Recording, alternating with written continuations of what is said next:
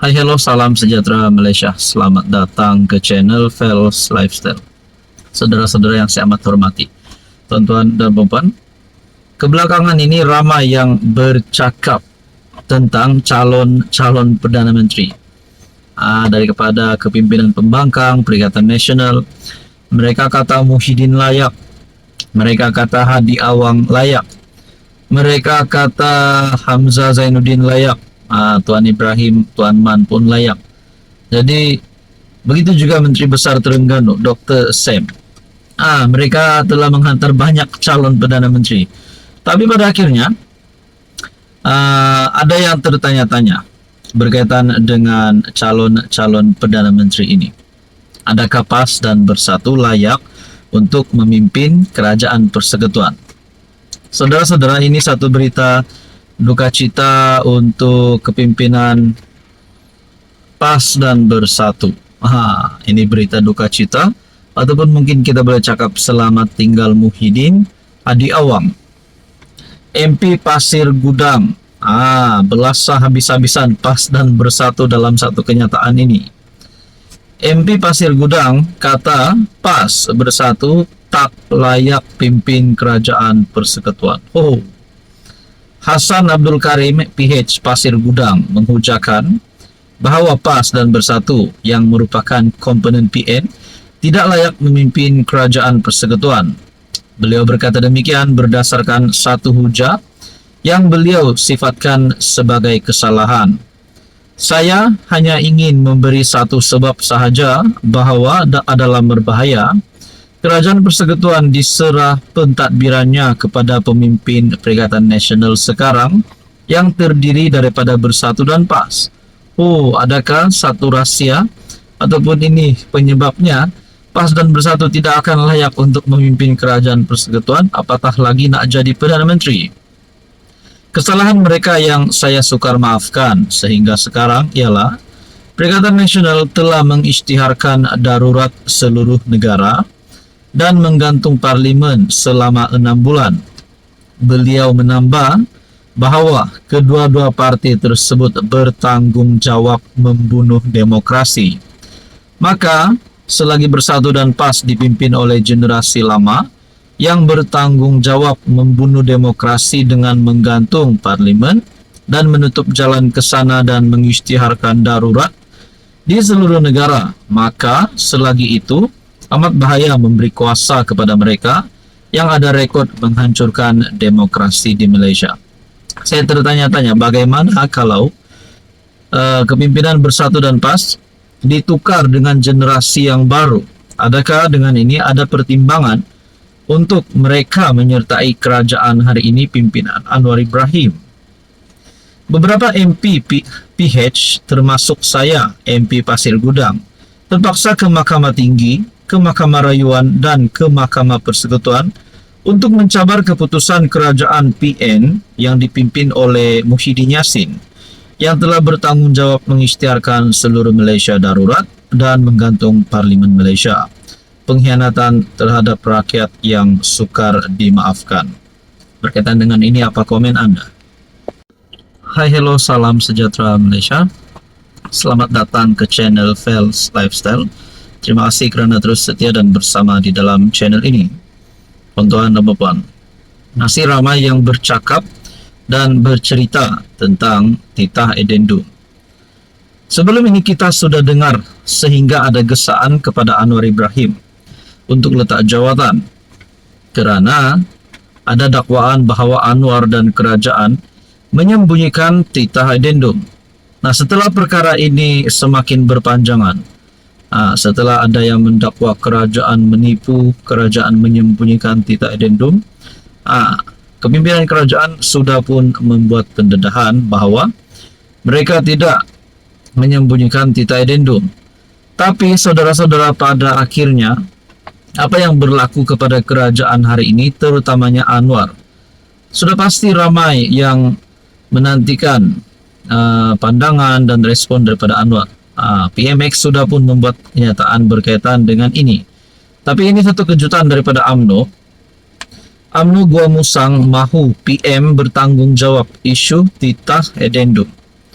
Ini bukan daripada kepimpinan pembangkang tetapi daripada UMNO sendiri, yaitu parti di dalam kerajaan perpaduan sendiri, parti komponen ataupun parti gabungan di dalam kerajaan perpaduan. UMNO Gua Musang mahu PM bertanggung jawab isu Tita Edendum. UMNO Gua Musang menyifatkan kerajaan pimpinan Anwar menyembunyikan Tita Edendum tahanan rumah yang dikurniakan yang di-Pertuan Agong kepada Najib Razak untuk menjalani tahanan rumah, sekaligus menghalang proses keadilan. Ketuanya Tengku Razali Hamzah menggesa Anwar sebagai Perdana Menteri terikat dengan ikrar sumpah taat setia kepada Yang di-Pertuan Agong serta Perlembagaan Persekutuan. Justru katanya sebarang keingkaran, menyembunyi atau menafikan titah Yang di-Pertuan Agong merupakan satu penderhakaan besar kepada raja dan negara. Tindakan Perdana Menteri yang tidak konsisten dengan jawapan-jawapan sebelum ini jelas menampakkan wujudnya kelemahan ketara bagi seorang Perdana Menteri. Adalah tidak wajar dan tidak mungkin bagi seorang Perdana Menteri tidak tahu secara jelas kewujudan titah berkenaan, katanya dalam satu kenyataan hari ini. Nah, saudara-saudara yang saya amat hormati, adakah dengan ini UMNO Gua Musang, yaitu Tengku Razali Hamzah, akan menarik sokongan terhadap Anwar kerana tidak bersetuju dengan perkara ini? Ataupun juga mungkin UMNO di dalam kerajaan perpaduan, mungkin ada beberapa wakil rakyat daripada UMNO yang tidak berpuas hati akan bertindak menarik sokongan terhadap Anwar. Walaupun kita boleh katakan nak tumbangkan Anwar, tunggulah pada PRU 16. Tapi berkaitan dengan Tita Edendum, semakin berpanjanganlah cerita ini. Anwar menambah dalam satu mesyuarat yang dihadirinya, Peguam Negara telah menasihatkan Agong terdahulu bahawa Baginda mempunyai budi bicara mutlak untuk membuat keputusan. Tetapi, keputusan itu mesti dibuat dalam mesyuarat lembaga pengampunan, bukan di luar mesyuarat tersebut.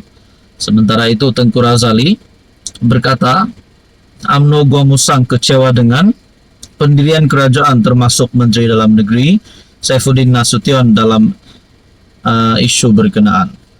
Katanya Anwar dan Saifuddin jelas memberi maklumat tidak tepat serta mengelirukan di Dewan Rakyat berhubung titah tambahan itu. Apa komen Anda?